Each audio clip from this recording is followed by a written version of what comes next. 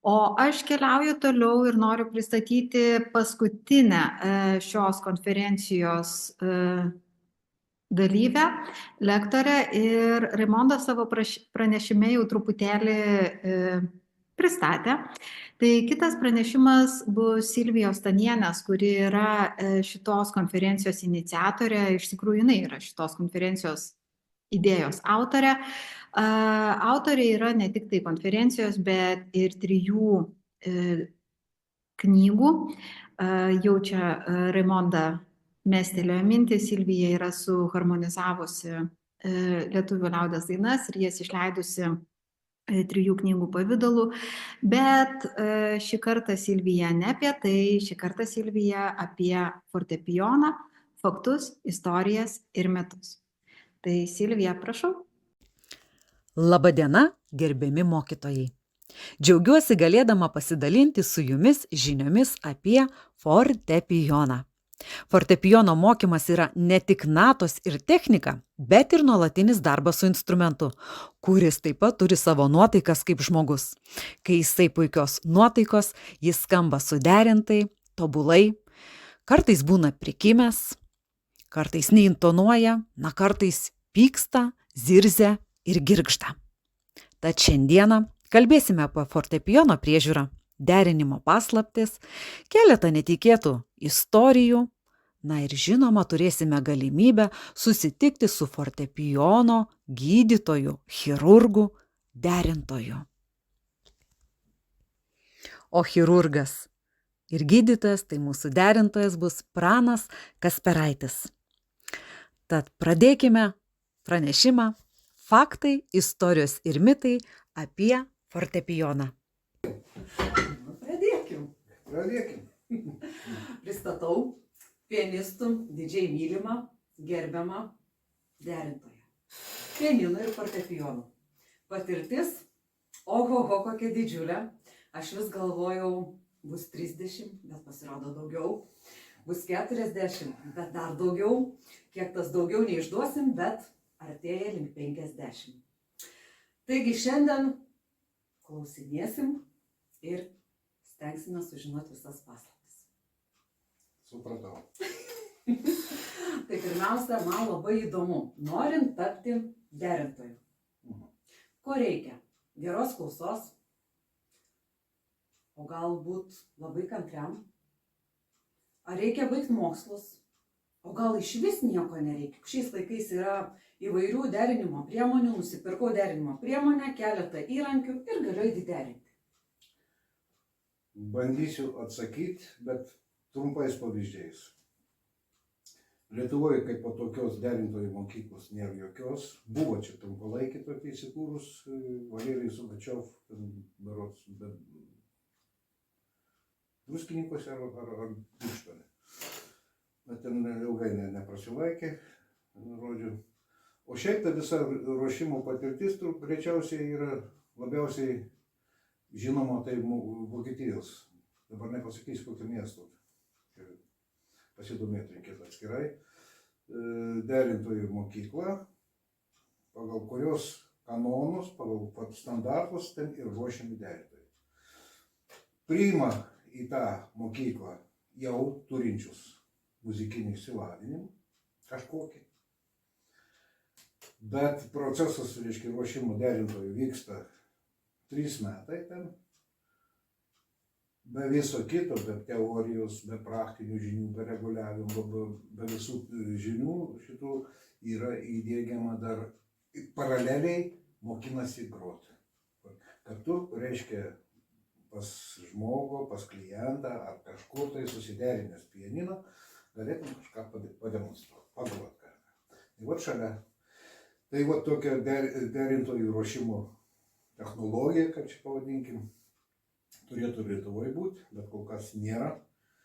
O derintojai visi Lietuvoje, tai ką labiausiai mes čia žinių gaunam, tai yra įsikūrusi fortepijono derintojas Lietuvos fortepijono derintojų asociacija.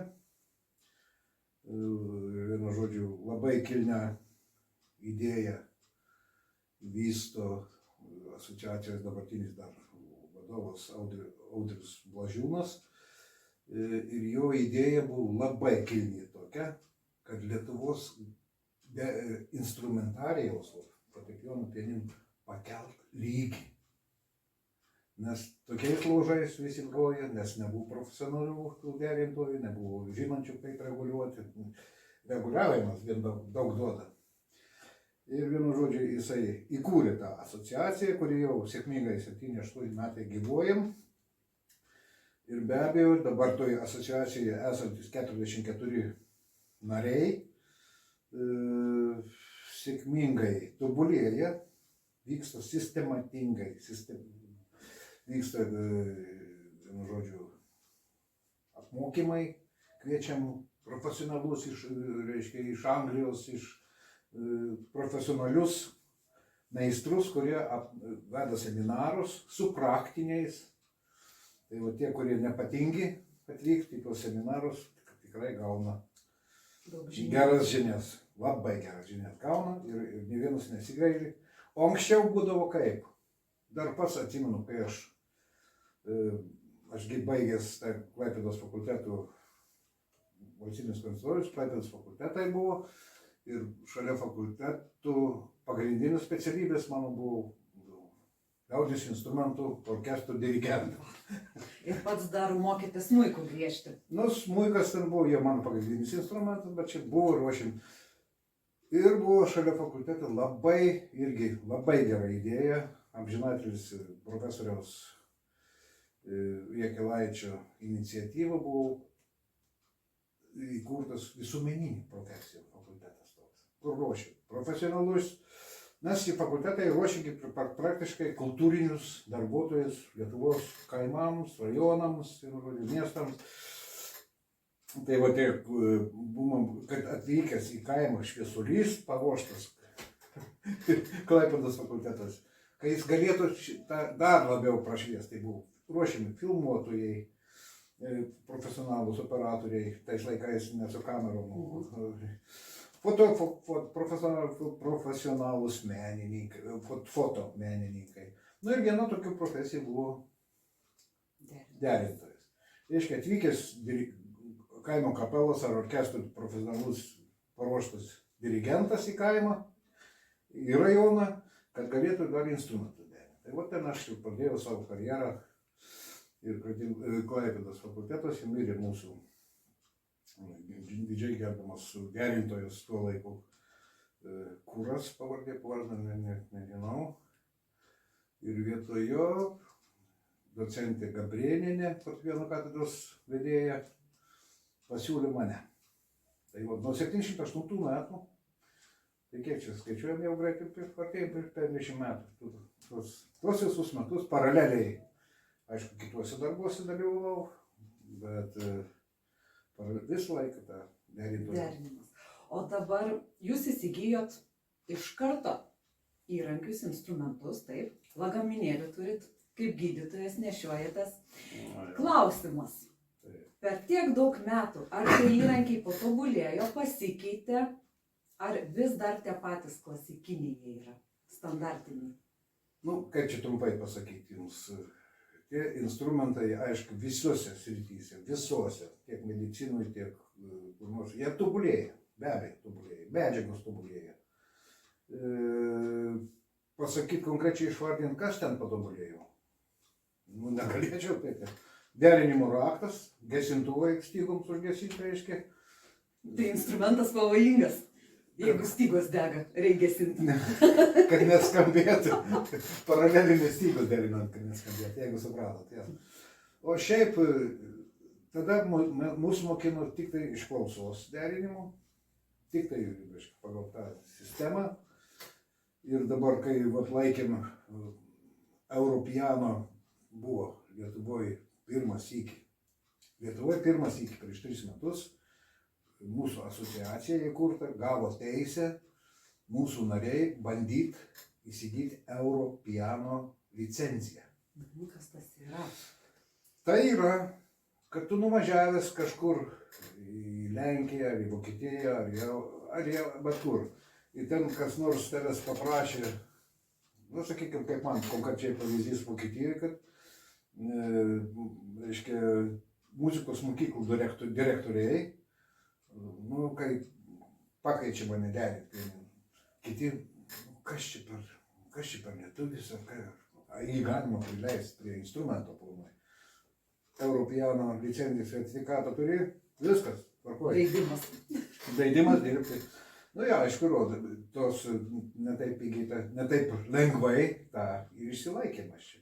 12 žmonių tik tai išsilaikė. Tai tikrai nedaug. Per visą tą mūsų asociaciją. Labai griežtai. Jo, ir vienu žodžiu, tai pagrindinės reikalavimas buvo mokėti derinti iš klausos. Dabar yra labai tobulų, gerų aparatų, kurie girdi jau netgi ne pagrindinius garsus, o bartonus jau girdi, orientuojasi. Tai dabar žymiai paprasčiau jau būtų. Ar pats turit tokį aparatą? Taip, Naudojatės? Ne, nesinaudoju. Nesinaudojat. Man kol kas geriau sekasi iš klausos. Labai šaunu. Pažiūrėsim. Tai dabar eikime prie kito klausimo. Taip. Aš pianino mokytoja. Ateina vaikų. Nori mokytis. Tėveliai rašo. Štai stojame į meno mokyklą, bet neturime namuose instrumento. Ir klausia, kokį tą instrumentą rinktis. Aš nežinau, ką atsakyti. Tai kaip jūs patartumėt? Žiūrim pagal kainą, žiūrim pagal gaminimo metus, o gal į firmą orientuojamės? Nu, čia irgi toks labai platus klausimas. Visų pirma, turbūt reikėtų orientuotis žmonėms į galimybės. Pagal galimybės. Į galimybės. Gerai, tai pirmiausia pradėkim, jeigu yra neribotos galimybės. Neribotos galimybės, tada jau yra pasirinkimas firmų.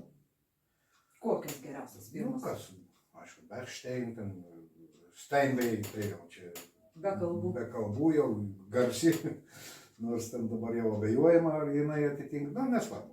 Nu, yra japonų, sakykime, Kavai, arba ten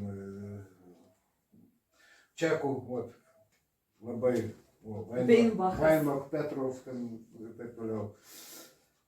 Orientuojasi žmonės į kainą, nu ir žymius, čia jau skonio reikalas. Kaip žmonės renkasi mašinas, nu aš nepaaiškinčiau, kodėl kiti perka Mercedesus, kiti nekenčia tų Mercedesus, ten Volkswagenus perka. Čia tas pats į piniginę, į galimybę.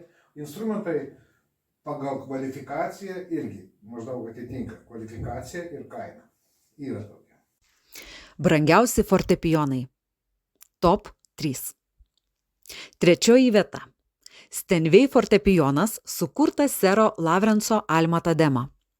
Šis instrumentas pagamintas XIX amžiaus pabaigoje, išsiskiria perlamutro detalėmis ir yra laikomas klasikinio dizaino šedevru. Šis instrumentas tapo brangiausiu kada nors aukcione parduotų fortepijonų, už kurį buvo sumokėta net $1,2 milijonų. Top 2.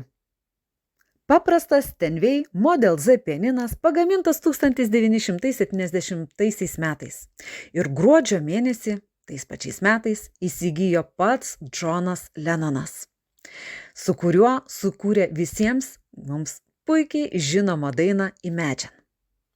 Kad šis instrumentas neiškeliautų niekur kitur, o liktų Didžiojoje Britanijoje ir būtų visiems prieinamas, Džordžas Michailis įsigijo 2000 metais šį instrumentą už $1,67 milijonų svarų sterlingų. Ir viršūnėje top 1. Pats brangiausias instrumentas Heinzmann kristalinis fortepijonas, kuriuo 2008 metais per Pekino olimpiados atidarymo ceremoniją grojo net pats Lang Langas. Taigi šis instrumentas tapo vienu brangiausių pasaulyje, nes buvo parduotas už $3,22 milijonus JAV. Įspūdingiausi instrumentai. Schimmel Pegasus, kurį sukūrė dizaineris Luigi Colani, bendradarbiaujant su Schimmel. Šis fortepijonas išsiskiria organiškomis formomis ir avangardiniu dizainu. Yamaha Avanta Grand N3X modelis, kuris sujungia tradicinę fortepijono išvaizdą su skaitmeninėmis technologijomis. Ir jūs galite save įsirašyti, galite save pagarsinti bei naudotis kitomis funkcijomis. Na, o štai Peugeot dizaino studijoje sukurtas fortepijonas su futuristiniu dizainu. Jeigu tik atkreiptumėt dėmesį, tai Pleyel Peugeot Design korpusas primena sportinį automobilį. Susipažinkime su Blüthner PH. Tai dainų dizainerio Polo Henningseno sukurtas fortepijonas su metaliniu rėmu ir skaidriu dangčiu, kuris atspindi Bauhaus stiliaus estetiką. Na ir jo panašusis modelis, tikiau, Grand. Tai Polo Henningseno kūrinys pasižymintis vėlgi taip pat skaidriu korpusu ir suteikiantis, išties įspūdingą išvaizdą. Štai Stewart & Sons įdomus instrumentas tuo, jog turi net 108 klavišus. Štai australų gamintojas, jis praplečia tradicinį diapazoną, taip suteikdamas daugiau kūrybinių galimybių tiek kompozitoriams, tiek pianistams. Bocciani fortepijonas, kuris buvo sukurtas vengrų pianisto, ir šis futuristinio dizaino instrumentas yra pagamintas iš anglies pluošto, tad pasižymi unikaliu garsu bei atsparumu aplinkos poveikiui. Verta pakalbėti apie fortepijoną vertikalų, kuris siekia 3,7 metro aukščio, taip suteikiantis išskirtinį rezonansą ir garsą, kuris vadinasi Klavins 370i. Štai Bösendorfas modelis 290 Imperial, neturi 108 klavišų, bet turi 97 klavišus. Ir būtent praplečia žemų dažnių diapazoną, suteikianti gilesnį, turtingesnį garsą. Jeigu geriau įsižiūrėsite, pastebėsite, jog kairėje pusėje būtent šie pridėti klavišai yra ne balti, o juodi. Fortepijonas per šimtmečius buvo tobulinamas, o modernios technologijos ir kūrybinės idėjos leido sukurti daugybę naujovių. Na štai skaitmeniniai fortepijonai. Skaitmeniniai fortepijonai sukurti taip, kad imituotų akustinio fortepijono garsą ir klavišų mechaniką. Jie dažnai yra lengvesni, pigesni ir patogesni pradedantiesiems. Integruoti garsų efektai, ausinių jungtis, MIDI funkcionalumas ir įrašymo galimybės padaro juos universaliais įrankiais muzikantams. Kai kurie šiuolaikiniai fortepijonai derina akustinį mechanizmą su skaitmeninėmis funkcijomis. Tylieji fortepijonai, silent pianos. Šie fortepijonai leidžia perjungti režimą, kuris nutildo stygas ir perduoda garsą tik per ausines. Tai populiaru tarp muzikantų, gyvenančių daugiabučiuose ir norinčių groti vėlyvą vakarą, neerzinant kaimynų. Šiais laikais vis naudojama pažangių medžiagų, tokių kaip karbonas. Gamintojai pradėjo naudoti karbono pluoštą klavišų mechanizme ir kitose dalyse, kad sumažintų svorį, padidintų atsparumą temperatūros bei drėgmės pokyčiams. Ir be abejo, tarnauja ilgesniam laikui. Naujos medžiagos prailgina instrumento gyvavimo laiką, sumažina poreikį reguliariai degrinti. Disklaveriai. Tai modernūs, savaime grojantis fortepijonai. Šie fortepijonai gali atkurti rašytus kūrinius su visomis dinaminėmis ir emocinėmis niuansų detalėmis. Jie populiariausi viešbučiuose, privačiuose namuose bei restoranuose, kuriuose norima mėgautis gyvo grojimo efektu be pianisto. Taip pat neišvengiama ir klaviatūros inovacijų, kuomet galima reguliuoti klavišų svorį. Kai kurie fortepijonai leidžia reguliuoti klavišų jautrumą, pritaikant juos individualiam grojimo stiliui bei treniruojantis pagal treniruočių poreikį. Taip pat pasitaiko ir prailgintų klavišų, tai tam tikri modernūs fortepijonai, kad būtent grojimas taptų atlikėjui patogesnis ir tikslesnis. Virtualūs fortepijonai. Tai įvairios programinės įrangos. Virtualūs fortepijonai tokie kaip Pianotek ar Garintex CFX, kurie leidžia naudoti kompiuterį kaip tikroviško skambesio fortepijoną ir jie puikiai tinka įrašams ar studijiniai veiklai. Be abejo, virtualios realybės integracijos, kai programos leidžia groti virtualiu fortepijonu naudojant VR įrangą. Apie estetinio dizaino pokyčius mes jau kalbėjome. Išmanioji technologija, tai dirbtinio intelekto integracija, kai būtent šios technologijos leidžia fortepijonams analizuoti grojimą, teikti patarimus ir netgi mokyti groti.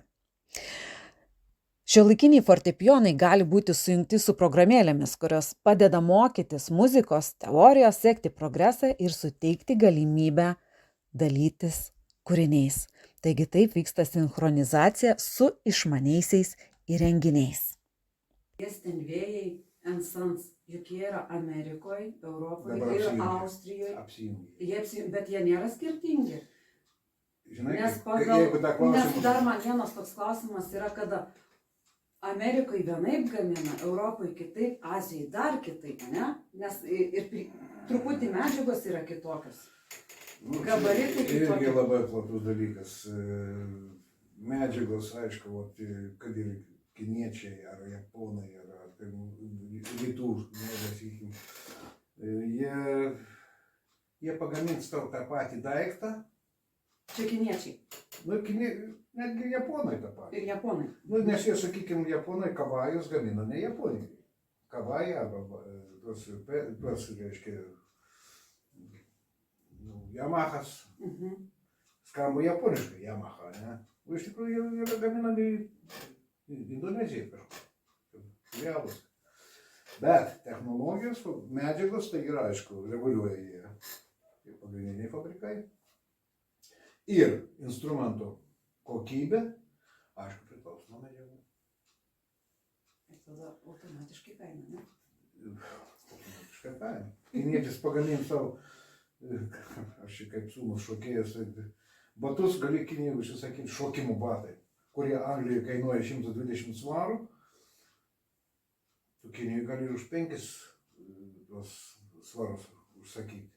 Kokybė bus kita. Bet bus kitokia. Tai vis tiek, jeigu, tarkim, aš turiu neribotas galimybės, geriau aš Europoje negaminu instrumentą. Čia yra apie Steinwayaus susijungimų. Čia toks jau demografinis dalykas. Vokiečiai jie vertina tik savo, amerikonai vertina tik savo. Jų Steinwayas geriausias. Amerikonų paklaus, koks tai vokiečių, bet Steinway tas niekam mūsų. Fortepijonai gaminami skirtingose regionuose. Europoje, Amerikoje, Australijoje ir Azijoje gali skirtis dėl įvairių veiksnių, tokių kaip dizainas, naudojamos medžiagos, gamybos technologijos ir garsinės savybės. Europos fortepijonų gamintojai, tokie kaip Steinway and Sons Hamburge, Bösendorf, Fecioli ir Bechstein, yra žinomi dėl savo ilgametės tradicijos ir meistriškumo. Jų instrumentai dažnai pasižymi šiltu, turtingu garsu ir aukšta kokybe. O štai Amerikoje įsikūrusi Steinway and Sons Niujorke yra viena žymiausių fortepijonų gamintojų. Amerikietiški fortepijonai dažnai turi ryškesnį ir galingesnį garsą, pritaikytą didesniams koncertų salėms. Australijos gamintojas Stewart and Sons yra žinomas dėl inovatyvių sprendimų, tokių kaip fortepijonai su 97 ar net 108 klavišais, kurie praplečia tradicinį diapazoną. Jų instrumentai pasižymi unikaliu dizainu ir garsinėmis savybėmis. Azijos šalyse, ypač Japonijoje ir Pietų Korėjoje, veikia tokie gamintojai kaip Yamaha, Kawai ir Samick. Jų fortepijonai dažnai pasižymi precizišką gamybą, patikimumu ir konkurencinga kaina. Garsas gali būti šiek tiek ryškesnis palyginant su europietiškais instrumentais. Svarbu pažymėti, kad kiekvienas fortepijonas yra unikalus, o jo savybės gali skirtis net ir tarp to paties gamintojo modelių. Pasirinkimas dažnai priklauso nuo asmeninių pianistų pageidavimų, muzikos stiliaus ir numatomo instrumento naudojimo. Gerai, tai dabar įsigijom patį geriausią instrumentą. Ar yra patarimų, kur statyti, kaip statyti, kažko vengti, gal saulės, gal radiatorių ar dar kažko, ar nėra jokio skirtumo? Taip, yra nusistovėję jau kanonai. Aišku, blogiausia, kad žmonėms norisi statyti, kad jiems būtų patogu, kad jiems ir židinys būtų čia pat, ir televizorių galėtų žiūrėti, ir čia pat pagroti galėtų. Ir pro langą, kad galėčiau žiūrėti. Jo, bet šiaip iš tikrųjų visur yra numatyti tokie taisyklės. Nu, bet kokio šildymo agregato, nu, bet kokio. 2 metrai mažiausiai, nes kas yra? Pianinas yra medis, kuris vaikšto. Kaip čia pasakyti, nu, medis yra... Nu, suprantu. Gyvas, judantis. Jisai, kad ir numarintas yra, jisai vis tiek vaikšto. Nu, drėgmės vaikšto. Jeigu tu pasakysi priešai židinį, labanas, to pianinui greitai. Jeigu tu pasakysi šalia šildymo, už nugaros šildymo aparatas, labanas. Pasakysi prie laukinės sienos, kur drėksta ta siena, labanas, greitai atsiklyjo, susiklyjai. Nes absorbcija vyksta. Reiškia, kapiliarinės drėgmė, įklijus ir viskas, suyra instrumentą. Gerai, dabar daugumo namų turi šildomas grindis, tai vėl negerai. Bėda, ką daryti? baisi bėda. Tiesti kažkokį kilimėlį, vandens pilt po apačią. Šiaip tai protingiausi šeimininkai, kurie numato, kad pas juos namuose bus pianinas, statydami namą. Jie numato. Toj teritorijoje nevedžioja tų vamzdžių. Bet, kai jau yra viskas išvedžiota, aišku, pagal galimybės, kuo geriau tą plotą izoliuoti. Tiesioginis karštis šiluma neitų į pianino vidų. O pianinas turi stovėti ne mažesniai drėgmei, ne didesniai drėgmei. 55% santykinės drėgmės pats mažiausias ir 65% pats didžiausias. Santykinė drėgmė. Nu, tą rodo, čia vadinama psichologa. Štai šitas, ar ne? O ką pas mus rodo? Ką pas mus rodo? 60 rodo. Idealiai. Labai gerai. Idealios Iki 65. Iki 65. Nežinau, čia mitas, ne mitas, visą laiką manimau kindavo, kad reikėtų statyti stiklainį vandens į apačią. Ar tai gerai ar blogai? Vieni sako, kad stygos rūdyja, kiti sako, kad kaip tik labai gerai drėgmę išlaiko. Taip, atsakymas trumpas. Kai kito pasirinkimo nėra, kai nėra kitos drėkinimo, jeigu yra sausa. Taip, jeigu yra sausa. Ką žmogui daryti? Nu, kaip tu visą patalpą atidėkini? Nu, stato drėkintuvus, sakykime. Yra netgi profesionalus drėkintuvas, kompiuterinių valdymų. Jo, idealiai tau. Ir šilumą jie palaiko, ir drėgmę palaiko, kokią reikia. Bet vat, žmogus turi, o ką daryti? Sausa, o ką daryti? Nu, statom. Iš 2 blogybių tai pasirenkam vieną mažesnę blogybę. Mažesnę. Gerai, tai dabar pargavenom instrumentą į namus, pastatėm idealiom sąlygom. Ar iš karto derintoje kviesti, ar reikia instrumentui pailsėti, priprast prie aplinkos ir tik tada kviesti jūs? Labai teisingai kažkur girdėjot. Teisingai. Pianinas, kaip ir žmogus, atsidūręs kitose situacijose, kitoje erdvėje aplinkoje turi adaptuoti. Ta adaptacija mažiausiai 10 dienų. Nu, taip yra numatyti. Atsivežiai, ne iškart pulk, toj temperatūroje, toj drėgmėje, jisai turi pasistovėti, pasižiūrėti, apsigyventi, tada jau galim. Fortepijonas yra vienas iš instrumentų galintis sukurti magišką atmosferą beveik bet kurioje vietoje. Na ir štai keletas tokių netikėčiausių ir įdomiausių vietų, kuriuose vyko koncertai fortepijonu. Ledynai ir Arktis. Fortepijonas ant plaukiojančio ledo luito. Norvegijos menininkas Liudovik Einaudi atliko koncertą Arkties ledynuose, siekdamas atkreipti dėmesį į klimato kaitą. Instrumentas buvo pastatytas ant ledo, apsuptas plaukiojančių ledynų, pykčio ir grožio fortepijono garsai be abejo sukūrė nepamirštą harmoniją. Aukštumų viršūnės. Koncertas Himalajų viršūnėje. Nepale vienas drąsus pianistas paprašė užnešti instrumentą į Everestui artimiausią bazinę stovyklą. Ir šis pasirodymas vyko 5000 metrų aukštyje, kur retas oras ir kvapą gniaužiantis vaizdai sukuria ypatingą nuotaiką. Fortepijono muzika povandeniniame pasaulyje. Britų menininkas Davidas Harringtonas surengė koncertą, nardinės specialiai paruoštą fortepijoną į baseiną, o publika klausėsi grojimo po vandeniu, garsai buvo pernešami per hidrofonus, povandenius mikrofonus. Koncertas Sacharos smėlynuose. Fortepijonas pastatytas ant smėlių kopų, muzika susilieja su tyla bei vėjo šnarėjimu. Tai, ką patyrė keletas privačių renginio dalyvių Sacharoje. Taigi, muzikos atspindžiai smėlio erdvėje. Fortepijonas viduryje Amazonės džiunglių. Amazonės džiunglių garsai susiliejo su klasikinėmis melodijos, kai menininkas Luisas Fernando Perez grojo viduryje gamtos. Džiunglių paukščiai ir upės šniokštimas tapo natūraliu muzikos fonu. Įsivaizduokite, koncertas skrendant virš Alpių.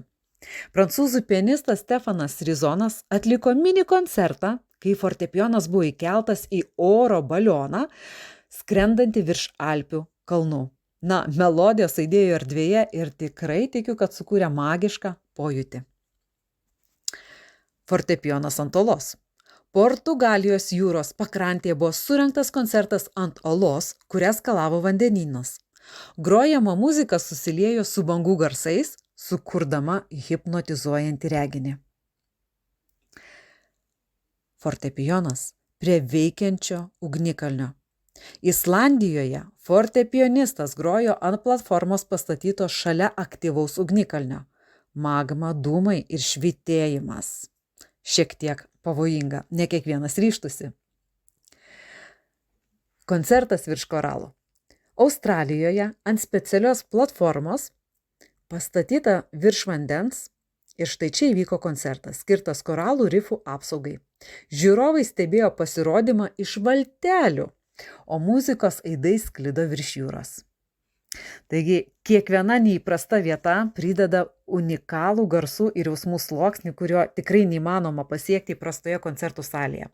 Tačiau pasirodymai tampa, ne tik muzikos, bet ir kultūrinio dialogo dalimi, kurie įprasmina gamtą, istoriją, ir verčia pamastyti apie visuomenės vertybės.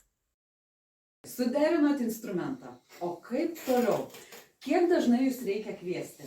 Ar tai priklauso, netgi irgi dar šalia to klausimas, mes klasėse labai dažnai grojam, mokyklos, konservatorijose naudojam, namuose šiek tiek rečiau grojam, ar nuo to jūsų pakvietimas derinti instrumentą irgi priklauso nuo naudojimo, nuo grojimo? Šiaip pasakysiu irgi taip jau konkrečiai. Instrumentus prieš koncertą, prieš kiekvieną koncertą scenoje derinam. Kiek įmanoma dažniau? Kartais į savaitę 2 kartus. Jeigu vienas rimtas koncertas, kitas rimtas koncertas, vis tiek praeini, taip sakant. Ir tai nepriklauso, ar tai yra naujas instrumentas, ar tai jau yra padėvėtas? Priklauso, šiek tiek, aišku, padėvėti instrumentai jau šiek tiek. Ir ilgiau laiko, ar ne? Jie, aišku, techninis galimybės, jeigu leidžia laikyti, jie laiko. Bet šiaip, namuose, kad sakot, kada kviestis, tai čia vėlgi priklauso, mes tą vadinam sezoniškumas. Vasaros sezono metu, kai išsijungia visi šildymo agregatai, visi šilti, vis tiek automatiškai pasidaro drėgmėta. Jeigu drėgmė idealiai dienuodavo, kaip čia dabar, jeigu tikrai ir vasara, čia taip vasara, nes šiaurinis pusė. Viskas priklauso nuo temperatūros svyravimo ir drėgmės svyravimo. Jeigu temperatūra ir drėgmė ta pati, ko dažniausiai nebūna pas žmonės namuose. Nes vasarą būna drėgniau, nes visi šiltuvai, visi išjungti būna ir jau tas instrumente, jau man jau rezonansinė deka man jau pučiasi, arba siesta. Rezonansinė deka reaguoja į drėgmę, nes ten yra medis, kaip išlenkta forma medžio yra puslankis toks, jeigu sausa, jisai pradeda siestą. Ir instrumentas žemėja. Tai vokalistam labai gerai, kurie nepaima aukštų natų. Nu, čia jau kitas klausimas. O kai drėgmė yra, ateina pavasaris, jau visi šildymai išjungti, dažniausiai langus dar atsidaro žmonės, kad plynų. Jau tada kapiliarai pilnėja medienos rezonansinės dekas. Jis pučiasi, instrumentas aukštėja. Tai va tie svyravimai, jeigu žmonės normaliai, kaip sakant, profesionaliai nori naudotis turėti instrumentą, tai 2 kartus metus yra. 2 kartus metus. Kaip dabar pats žmogus galėtų valyti, prižiūrėti, kad instrumentas kuo ilgiau tarnautų? Nes aš į YouTube įlindau ir nežinau, tiesa, netiesa, pavyzdžiui, siūlo, sako, jeigu pageltonuoja klavišai, galima su dantų pasta valyti, pasiimti vatos gabalėlį su actu, su muilu. O gal kažkokios flanelinės šluostės yra, kad nesubraižytų, kažkokių patarimų gal? Šiaip medžiagų, aišku, medžiagų pasirinkimo gama tokia kaip vis tobulėja, vis didėja, tai aišku. Kaip prižiūrėti tos klavišus? Nu, kad, aišku, kad jie atrodytų gražiai. Nauji, gražus, malonu liesti. Šiaip, naujus instrumentus. Muiliukas. Paprasčiausia sena priemonė. Nu, yra ten, aišku, su visokiam priedais, su visokiais tais dalykais. Sakykim, dabar čia neturiu, nusipirkau aš iš gamyklos tokių priemonė klavišams. Aš paprašysiu atsiųsti nuotrauką. Pačiai buvau davęs, man atrodo. A, ne tau. Ne, man nepasisekė. Baigėsi ten tas purškalas, pasižiūrėjau sudėti, paprasčiausias feilis. Paprasčiausias feilis. Vanduo su feiliu. O nėra pavojus, kad prilašės, privarvės ir atsiras kokių problemų? Nereikia. Jau varvančių tai nereikia. Su sausu. Ne, su sausu su drėgnu. Pradžiai pavaliai, čia. Yra problemų tokių, sakykime, netgi aš Vokietijoje daug metų dirbu muzikos mokyklose. Yra klasių tokių auditorijų, kur pastoviai pianinai klavišai nutepti. Pajodavę. Purvo. Aš ir direktoriams sakau, žinai, ten vienoj klasėje pasikeitė mokytojas, kuris taip švarų pasidarė. Reiškia, kiti mokytojai neprileidžia vaikų prie pianino su purvinais pirštais. Nes tai klavišai lygom jie nusitepė. Vai, pas mane klasėje nėra kriauklės, nėra kaip tų rankų nusiplauti. Ką aš galiu daryti, kad dezinfekuoti? Nes būna vaikų, kurie tai su slogom ateina, tai nosį pasikrapšto. Čia jau higieniniai dalykai. Higieniniai, bet aš kažkokį lengvą puškaliuką galiu, ar ne? Ar dezinfekcinį, pravalyti, prabraukti. Problemų nebus. Tik ne kad varvėtų. Ne kad varvėtų. Dabar kalbant apie tos klavišus, būna, ir aš pati irgi vaikystėje darydavau solfedžią. Spręsdavau kažką ir čia pat trinu, darau sumuštinį, užsikandu. Aš įtariu, kad tai yra labai blogai, ar ne? Juk prikrenta ir pats jau niekaip. O čia tai yra blogybė. Čia blogybė. Ypač tarp kavos mėgėjų. Jėzau, kiek randam išpiltą kavą. Na, aišku, kavos aš neužpilu, bet randam. Randat ir kavos. Kavosam. Trupiniai, aišku, tiek trupiniai pradės strikt klavišas ten, jeigu sausai nevalgo kas nors ten. Fortepijono klaviatūros būna įvairių tipų, priklausomai nuo instrumento, paskirties ir technologijų. Na štai, visi žinome standartinio akustinio fortepijono klaviatūrą sudaro 88 klavišai, 52 balti ir 36 juodi.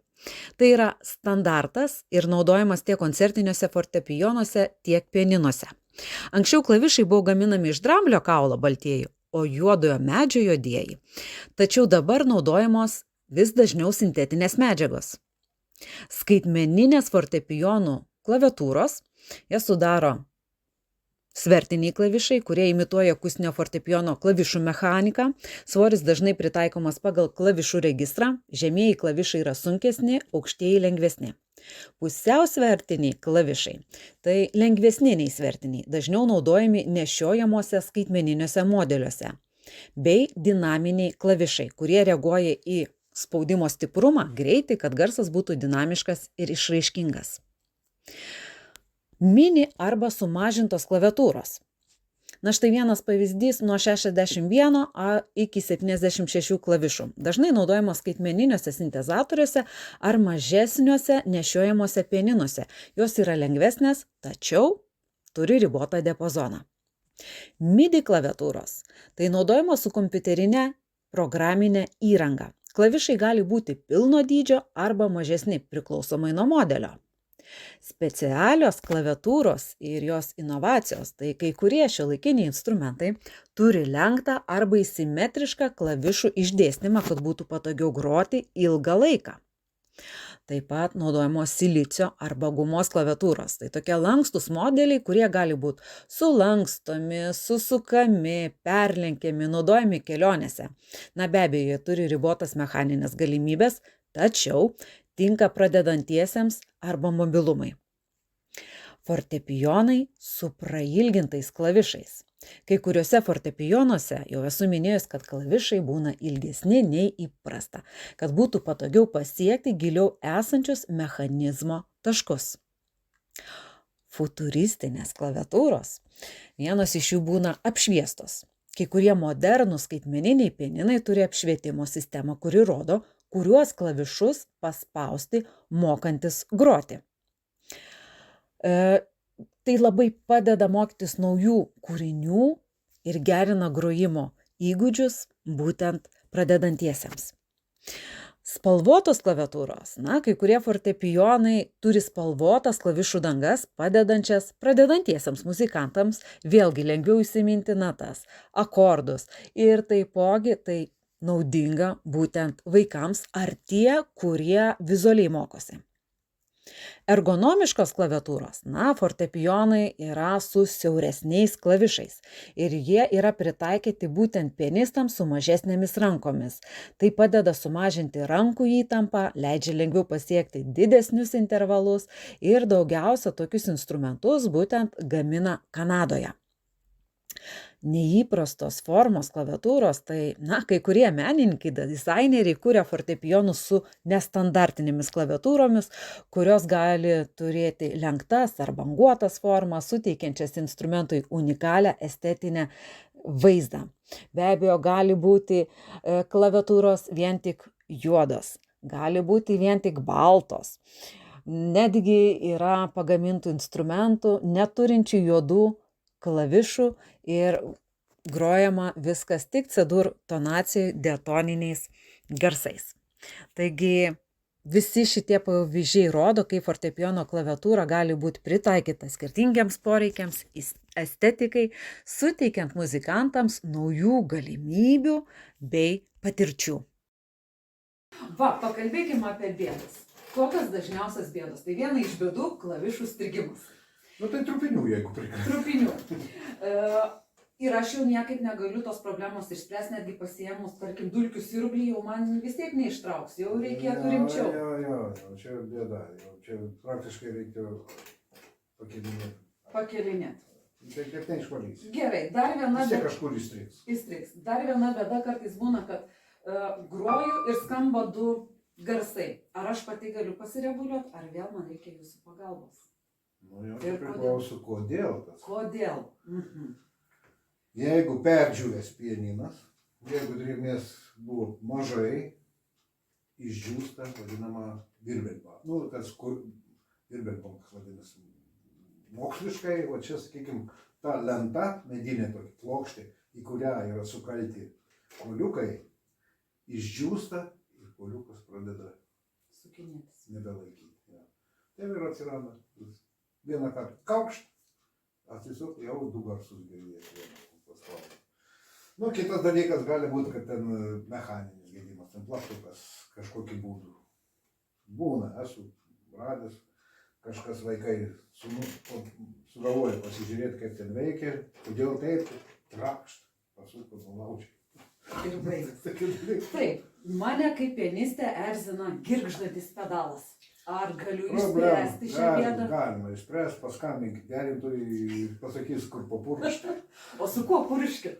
Yra specialios priemonės? Ne, tai yra tos vadinamos paprasčiausios VD, nors ne visur rekomenduoja ten, bet pedalus. Tai nėra, čia, sakykime, mechanikos, tai jau ten nelabai rekomenduoja tą VD, nors vis tiek naudoja.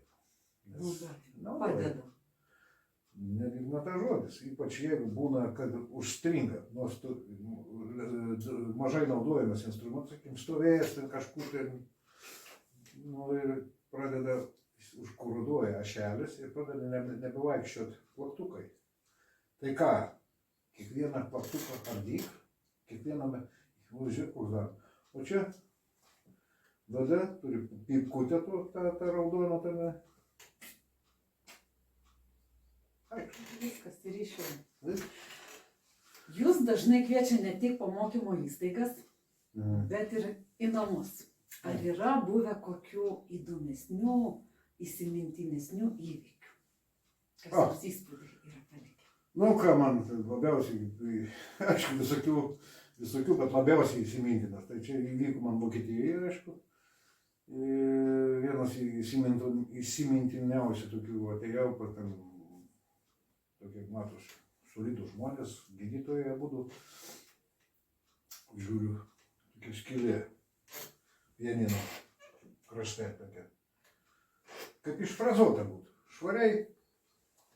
Nu, atsidarau fortepijoną, ten 2 stygos nukirstos, dar 2 stygos nukirstos. Ir paskui, kai jau valiau tą instrumentą visą, atradau vintovką, sakykime, kulką.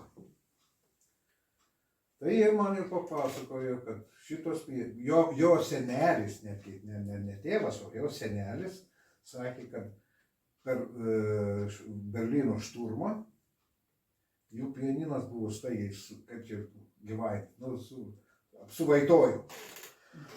Tai suvaitojimas buvo, kad kur rikošetinė, tai tiesiai ten nešovinė, rikošetinė automatinė kulka kirto taip švariai, ten stygas ir radau tą pačią kulką. Pačiam kampe. Nu, tai va, vienas įdomiausias. Kitas įdomus buvo toks mažiau, gal, bet vis tiek, reiškia, atsidariau tą pianiną, balau, bandau siurbliu, auksinis žiedas. Ir į kišenę įsikišot. Nu, Ar atsidarėt savininkam? Didžiulis žiedas auksinis. Pakviečiau šeimininkę, žinai. Oi, tai čia sako mūsų tėvas, reiškia, o mes galvojam, kai jam tą žiedą amžinatelis ligoniniai numovė, žinai, nesąžininkai. Tai ir Vokietija buvo nesąžininkai. Didžiulis žiedas auksinis. Tai čia, aš jisai pasirodo, grodau to pianino, nusimaudau, kad netrukdyti, užkrito, nieks neberado. Paskui kitą apačioj dar didesnį. Auksinis. O jau ten su išgraviravimu. Bet jūs kaip detektyvas atrandat visko. Ne, nu tai, oi, ko tik nerandu. Ir meilės laiškų slaptų. Ne, to neteko, bet, sakykime, pelių lizdų randu daug. Pelyčių. Čia pelės mėgsta muziką. Oi, dargi kaip. Nes žmonės atėjau, sako, jūs žinot, mūsų pianinas, man skambino, mūsų pianinas naktį pradėjo groti. Naktim. Pradėjo groti, sako. Nu, sakau, tai gal jūs ten turite kokį vaiduoklį. Nu, bet jau aš žinojau, kur čia bus, kad atvažiuoja. Ai, tai čia ne pirmas toks atvejis? Ne pirmas. Joms yra patogi vieta apsigyventi, jeigu ten niekas. Bet taip nėra jokių skilučių prasigriaužę ar kaip? Na, po pedalais įlindimai. Kai kuriuose pianinos yra apsaugos, net tokie, jeigu teko pamatyti tokie, kur jau netgi pelė neįlys. Bet jos atranda, kad ten pro apais, Ranka turi list, o statybinės medžiagos lizdams gaminti. Va, visas Vilnonės, visi Vilnoniai tie Tai negana, kad pianistai turi saugot nuo kandžio, tai dar ir pelės. Nu, mes juokaujam taip. 3 priešai yra. Drėgmė, nu, Pelė, pelė, a ne, 4, atsiprašau, ne. Pelės, vat, drėgmė, kandis. kandis, Nu, ir kas 4 jau man įdomu. nu, saulė, irgi, saulė, reikia klavišas, nes nugelsta nuo saulė. Nu ir pikti vaikai. Man atrodo, pas mokytojai buvo vienas, kur čia. Pas mane buvo vienas piktas vaikas. Fortepijonai, kaip didingi ir elegantiški instrumentai, dažnai tampa ne tik nuostabių muzikinių momentų, bet ir juokingų situacijų dalyviais. Štai keletas istorijų ir nutikimų. Fortepijonas plaukiojantis upėje. Kartą Londone ant Temzės upės rastas plaukiojantis fortepijonas. Niekas nežinojo, kaip jis ten atsidūrė, tačiau vietos gyventojai sugalvojo linksmų teorijų, pradedant nuo piratų grobimo iki nesėkmingo plūduriuojančio koncerto. 20 amžiaus pradžioje buvo įprasta fortepijonus užkelt į aukštus pastatus, naudojant lynus ir kranus. Vienu tokiu atveju Niujorke instrumentas neišlaikė svorio ir nukrito nuo 3 aukšto tiesiai į gatvę. Laimiai niekas nenukentėjo, tačiau praeiviai ilgai kalbėjo apie griausmingą koncertą, apie skraidantį fortepijoną. Vaikinas, kuris įstrigo fortepijone. Ar girdėjot? Viename universiteto miestelėje studentas bandė įspraust save į didelį koncertą fortepijoną per vakarėlį. Na ką, ir užstrigo viduje, o išlaisvinti prireikė visos gelbėtojų komandos. Po to instrumentą buvo juokais vadinami žmogumi grojantis fortepijonas.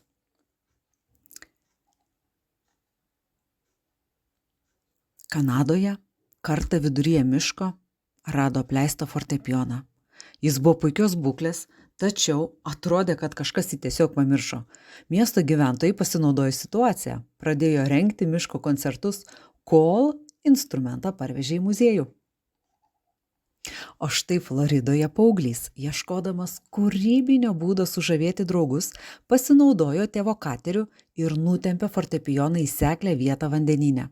Na, vaizdas tapo toks populiarus, tačiau jam teko atsakyti už jūros taršą. Kalbėta apie per daug aistringą pianistą. Viename koncerte pianistas grojo su tokiu entuziazmu, kad netyčia sugebėjo nulaužti kelis klavišus ir sugadinti fortepijono dangtį. Publika iš pradžių manė, kad tai pasirodymo dalis, bet pianistui pasiaiškinti teko savininkams. Užsiminė mūsų derintojas apie peles. Taigi vienas išradingas pianistas išsprendė žiurkių problemą. Vienas kaimo pianistas pastebėjo, kad jo fortepijone apsigyveno pelės. Jis sugalvojo puikų būdą jas išgąsdinti. Grojo aukštų natų glisando valandomis. Galiausiai, pelės persikraustė, o pianistas tapo garsus dėl savo antipelės koncerto. Fortepijonas atrodo gali tapti bet kokio įvykio centru, nuo rimtų koncertų iki linksmiausių istorijų. Jūs vieno įdomos irgi nepapasakojot įvykio. Čia man kaip buvo labai smagu sužinoti, kad jūs turėjot galimybę prisiliesti prie vieno istorinio instrumento. Jo. Ar galėtumėte? Netgi ne prie vieno. Yra tikrai Vokietijoje, kurie yra saugomi pas privačių žmonės. Muziejus be abejo daugiau yra. Ne konkrečiai prie tokio instrumento, bet prie tos epochos instrumentas. Apie kokią epochą mes kalbame? Čia apie tą epochą, kai kūrė kompozitorius Mozartas, koks pas jį būtent tas pats instrumentas stovėjo, koks pat Reiškia, turiu filmuotą medžiagą, kur aš... Kurią taip pat pasidalinsime. Pasidalinsime be abejo. Tai labai gerbiama daktarė, jinai gydytoja, reiškia, bet... Savo malonumui. Savo malonumui turi gerą, tikrą instrumentą, bet ir tokį. Tai va.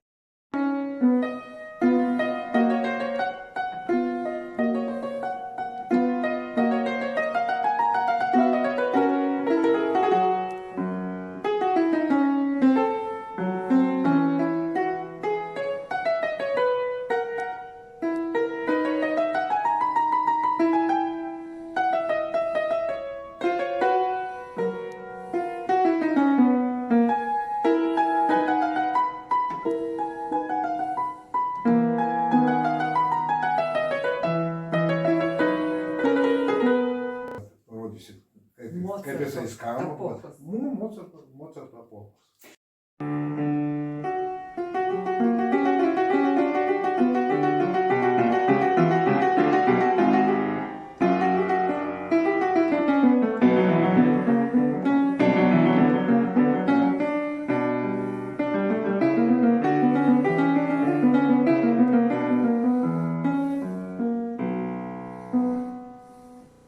Taip, dabar, kad tai tikrai neapsišaukėlis, mūsų Okay. derintojas yra,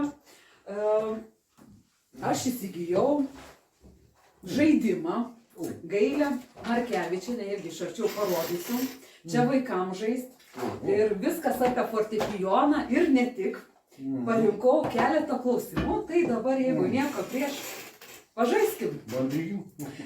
Kas išrado fortepijoną? Johanas Sebastianas Bachas, Bartolomėja Kristofori ar Francas Josefas Haidnas? Vidurinis. Vidurinis, teisingai. Kas yra fortepijono prototipas? Klavikordas, fisharmonija ar klavesinas? O čia įdomu. Mįslė. Pirmas tai klavesinas. Klavikordas, fisharmonija ar klavesinas? Čia ir klavesinas, aš taip įsivaizduoju. Aš iki nežinau, pasitikrinsiu vėliau. Nes pirmiausias atsirado klavesinas, klavikordas tai yra, suprantate, čia tarpinis greičiausiai tarp fortepijono jau. Pianinai pirmiau atsirado, ne fortepijonai. Vienu žodžiu, čia reikėtų pasidomėti. Reikėtų. Ir atsakymas, bet vėliau sužinosim. Taip, kada fortepijonai pradėti gaminti Lietuvoje? 18 amžiuje, 15 ar 19? O čia tai jau suglumino mane, nesidomėjau tą istoriją. Bet jūs žinote, mes tą temą esam kalbėję ir jūs dar daugiau informacijos man suteikėt. Gerai, nekankinsiu. 18 amžius, o dabar prieisim, ką tikrai žinot ir man dar daugiau net informacijos suteikėt. Tikiuosi, kad ir klausytojams suteiksite. Kas fortepijonus gamino Lietuvoje 18 amžiuje? Antanas Baranauskas, Vincas Kudirka ar Kristijonas Donelaitis? Tai va paskutinis. Kristijonas Donelaitis. Ir jūs dar kažką sakėte apie Kristijoną Donelaitį? Labai įdomus buvo žmogus. Visi fortepijonai, pianinai turi sistemą kas pusę tono, ne? Pas Kristijoną Donelaitį atrado rėžinius, ar ką ten, kad jau pianinas, tas fortepijonas Nepustoniais? Kas ketvirtadalį to. Kokiais ten sistemų buvo sugalvojęs, man atrodo, kad niekas nežino. Ir čia mokslininkai jau įrodė, čia neužginčytinas faktas. Ne, tokie rasti dalykai. Čia aš tą girdėjau dar studentų kažkaip. O aš tu žinojau tik šio žaidimo dėka. Jo, Kristijonas Donelaitis galėjo, teisingai. Taip, iš kokios medienos dažniausiai gaminama instrumento deka? Tiesa, prieš paklausiant iš tų medžių, kur yra deka? Deka tai yra ne šitas metalinis daiktas, o kur po metalinių daiktų medinį tokia. Medinė, ten kodėl. Ten yra, kur kalbėjome, rezonansinė. Rezonansinė deka. Jinai gaminama iš... Nenorit pasiūlysiu. Eglė, beržas ar pušis? Pušis. Tai čia suklaidino, parašė, kad eglė. Tai čia jau klaidino. Ne, kaip yra, suprantat? Čia šiaip tai kalnų pušis, Kalnų pušis. kuri turi, kodėl kalnų? Kad mediena turėtų kuo daugiau metinių rėvių. Kuo tankesnis metinis rėvis, reiškia, klijuoja tas, tai reiškia, visą tą rezonansinį darbą, tuo yra vertingesnis. Dabar iš eglės, jo, teisingai, iš eglės laisvai daro. Bet sakėt, kad ir beržas taip pat prisideda prie O vėjų. beržas tai va, vienintelė, netgi laikant šitą egzaminą mums buvo klausimas vienas, kodėl plaktuko koteliai yra iš beržo daromi. A ne, iš kokios medienos ir kodėl? Iš beržo, nes beržas, kokia savybė, vienintelis dalykas, kurį tokį turi. Pašildai, jisai ir liko taip. Reikia kryptį nustatyti. Tai tik tai su karštu oru pašildai tą kotelį, vadinamą kamirštilį. Ir jau tas plaktukas žiūrės ten, kur reikia. Mediena, bet beržas būtent čia, nors pigi mediena turi. O ta savybė, kai jisai turi tą karščių reguliuojama stabilizacija. Beržiniai. Beržiniai. Ar užteks? Įsitikinom, kad tai tikrai profesionalus. Nu, čia Jeigu norėsit kreiptis, gal galėsim kontaktais pasidalinti, visada susisiekti visi miestą reklamų. ir pareklamuosim. Aš tikrai labai reklamuoju, labai dėkoju, visada sužinau kažką naujo ir įdomaus. Ačiū Jums Ir iki kito karto. iki kito karto.